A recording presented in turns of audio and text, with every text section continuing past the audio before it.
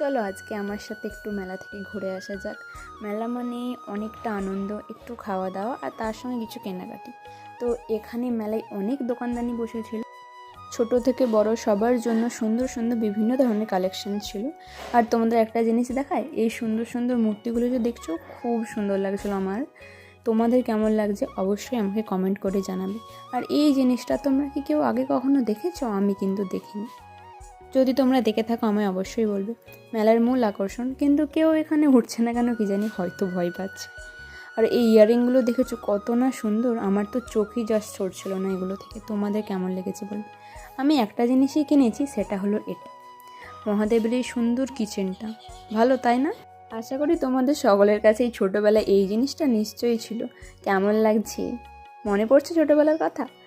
তো এরকম ধরনের মিনি ব্লগ দেখার জন্য আমার চ্যানেলটি অবশ্যই সাবস্ক্রাইব করে রাখবে। আজকের জন্য টাটা।